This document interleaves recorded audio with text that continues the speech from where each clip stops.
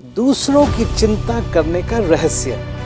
Bible का एक वचन कहता है, मैंने तुम्हें एक नई आज्ञा दी है, एक दूसरे से प्रेम रखो, जैसा मैंने तुमसे प्रेम किया है ऐसे तुम भी एक दूसरे से प्रेम करो। यूहन्ना 13:34। ऐसा क्यों होता है कि कुछ लोग तो दूसरों की इतनी ज्यादा चिंता करते हैं, लेकिन वहीं दूसरी तरफ ऐसे लोग हैं जो हमेशा सिर्फ अपना ही फायदा देखते हैं, अपना ही स्वार्थ देखते हैं। क्या ऐसा संभव है कि एक बड़ा स्वार्थी व्यक्ति दूसरों की चिंता करने वाला व्यक्ति बन जाए? बाइबल हमको बताती है कि बहुत से ऐसे लोग हैं जिन्होंने दूसरों के प्रति अपने व्यवहार को पूरा बदल दिया। कब ऐसा हुआ? जब उनकी मुलाकात प्रभु यीशु मसीह से हो गई। उनका जीवन एक नाटकीय रूप से बदल गया।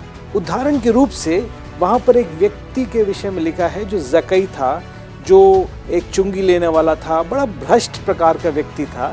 लेकिन जब उसकी मुलाकात प्रभु यीशु मसीह से हुई तो उसका जीवन ऐसे बदला कि उसने बोला, जिसका अगर मैंने कुछ चुराया है तो मैं 4 गुना लौटा दूंगा।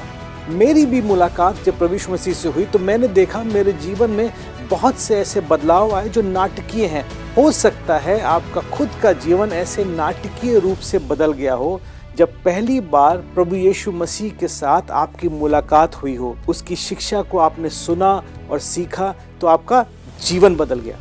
और दूसरी तरफ ये भी हो सकता है कि आप ऐसे लोगों को भी जानते हो जो दावा तो करते हैं कि मैं प्रभु यीशु मसीह को जानता हूँ, लेकिन अभी भी स्वार्थी बने हुए हैं, दूसरों का ध्यान नहीं करते हैं। हो सकता है ऐसे भी लोग हैं जिनके जीवन में वो प्रक्रिया चल रही हो कि परमेश्वर का पवित्र आत्मा उनको अपने अधीन लाकर बदल रहा हो। क्योंकि दूसरों के ऊपर करुणा दिखाना ये कोई ऐसी चीज़ नहीं है कि आप एक दिन सुबह उठेंगे और आपका जीवन में ये शुरू हो जाएगा कि आप दूसरों के प्रति बड़ी करुणा दिखाने लगेंगे, उनकी चिंता करने लगेंगे। ध्यान से सुनिएगा, क्योंकि हमारा जीवन, हमारा व्यवहार वो उतनी ही हद तक बदलता है जितना हम अपने दिल को परमेश्वर के द्वारा बदलने के लिए दे देते हैं, या अपने जीवन को हम समर्पित कर देते हैं कि परमेश्वर का पवित्र आत्मा आके हमको अंदर से बदल दे। अगर हम सिर्फ खुद के बारे में ही सोचते हैं तो परमेश्वर का प्रेम फिर हमारे अंदर नहीं है, और हमारी दूसरों की चिंता करने की जो क्षमता है वो भी एक तरीके से सीमित हो जाती है।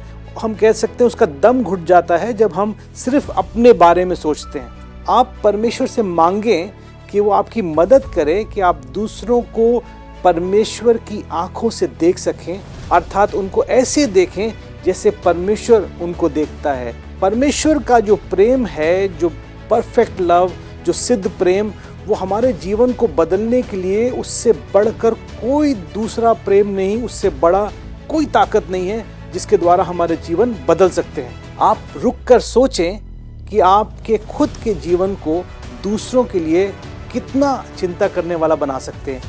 क्या आपके दिल में कोई ऐसी चीज़ है जो अभी भी पवित्र आत्मा के आगे आपने समर्पित नहीं की है, और उसके कारण हो सकता है आपके दिल में दूसरों के प्रति ऐसी करुणा, चिंता, प्रेम अभी भी नहीं आ रहा है?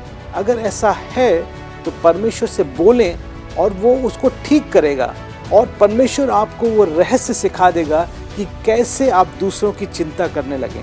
अगर वास्तव में आप दूसरों की चिंता करने वाले व्यक्ति बनना चाहते हैं, अपने स्वार्थ से बाहर निकलना चाहते हैं, तो परमेश्वर आपसे बोल रहा है कि वो आपको बदल सकता है।